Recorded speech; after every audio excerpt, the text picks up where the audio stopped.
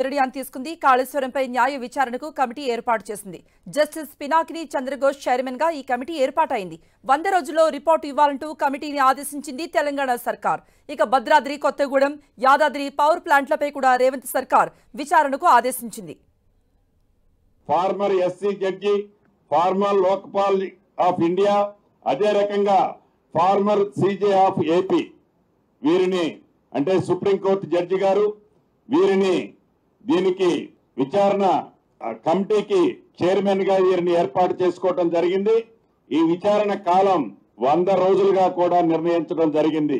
ఈ 100 రోజుల్లోపు ఏదైతే అవినీతి జరిగిందో, ఏదైతే అక్రమంగా దోచుకున్న సొమ్ముందో, ఏదైతే ఈ ప్రాజెక్టులో జరిగిన విచారణని 100 రోజుల్లో చేసే కార్యక్రమం కూడా చేపట్టడం జరిగింది. భద్రాద్రి, కొత్తగూడెం, అదే రకంగా యాదాద్రి, నల్గొండరి, ఈ 2 ప్రాజెక్టుల మీద రిటైర్డ్ జస్టిస్ ఎల్ నరసింహారెడ్డి గారిని దీనికి చైర్మన్ గా పెట్టి దీనికి సంబంధించిన అంశాలన్నిటినీ, ఏదైతే ఆనాడు ఛత్తీస్గఢ్ లో 1000 మెగావాట్ పవర్ ని ఓపెన్ టెండర్ సిస్టమ్ తో కాకుండా నామినేట్ సిస్టమ్ తో కొని దానిని యూటిలైజేషన్ చేయకుండానే ఏదైతే డబ్బు ఆ ప్రభుత్వానికి కొల్యూటై ప్రభుత్వం పేరుతో దళారులకి ఆ డబ్బు ఆనాటి ప్రభుత్వం చెల్లించిందో ఆ అంశంపై కూడా ఈ రెండు ప్రాజెక్టులతో పాటు